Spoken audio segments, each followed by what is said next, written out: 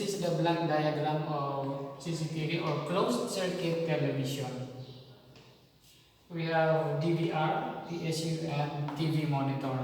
DVR stands for digital video recorder and PSU stands for power supply unit. So, lahat po ng camera ay mayroong supply 12 volts, DVR may supply 12 volts, TV may supply ang iba 12 volts, ang iba directly to 220 volts. And then yung camera ay connected sa DVR. So, camera 1 connected sa port ng camera 1 ng DVR. So, the camera is responsible for capturing the light and convert it into electrical signal, into digital signal to make an image or video to be stored inside the storage of DVR, sometimes SD card and sometimes hard disk card. So let us install based from this basic block diagram of CCTV. Let's go to. So this is our DVR or digital video recorder. This is the back view of DVR. Ports for cameras and for audio in, pero dito sa type ng DVR na ito wala siyang microphone. And then output VGA connection for the monitor. By the way, this is a BNC female and our connectors and wire BNC male. Then this is a DC port or connector male. This is a female DC connector. Then another BNC male.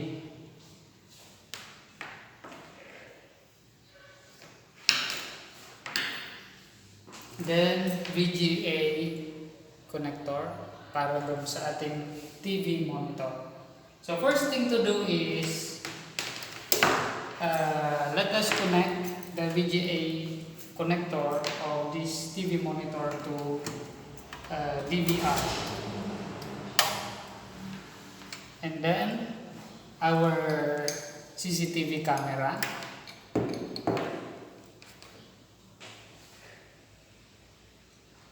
The same port, so direkta na lang natin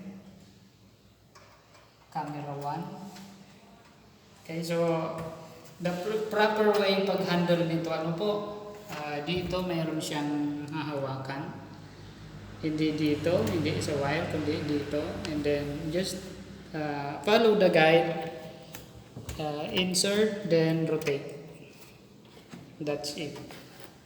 And then siyempre yung camera natin kailangan may supply. So si male, DC male i-plug sa female DC connector. Another supply para sa CCTV DVR unit natin. And then i-energize natin, i-plug natin si TV monitor, and then power on natin.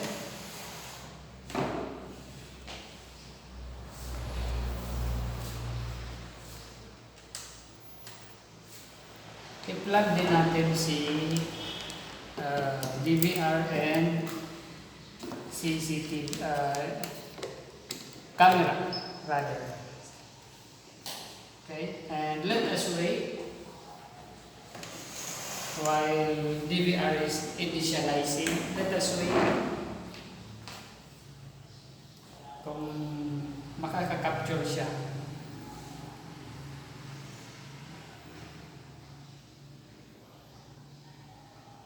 Okay.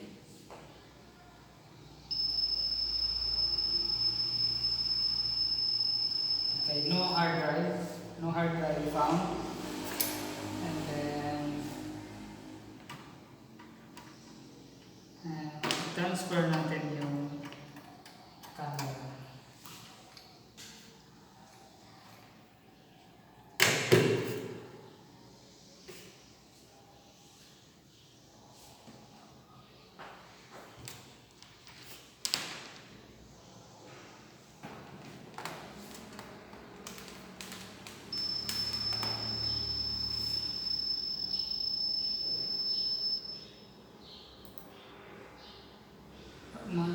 Totally.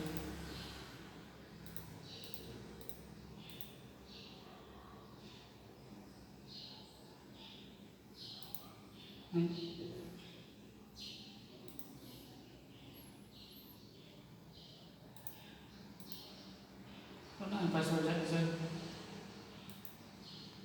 Okay na. Sige. So, yan. Tingnan natin.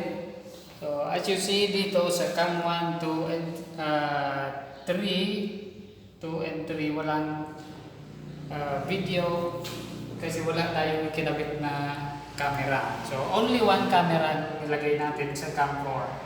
So, meron na siyang image capture. Nakaharap doon sa wall sa kabila. So, let us see how it goes the wires. From power supply, sinuplayan niya si camera. Power supply, sinuplayan niya si DVR. Power supply, sinuplayan niya si TV monitor. So lahat ng components, lahat ng materials, lahat ng kailangan natin sa pag-install ng CCTV ay mayroong power supply. Then, ito naman yung video signal papunta sa DVR. And then, yung video naman galing sa DVR is idadaan sa VGA papunta sa monitor. Kaya mayroon na tayong nakikita video. So, ganun lang po kadali mag-install ng CCTV. So, I hope you learn. Thank you and God bless.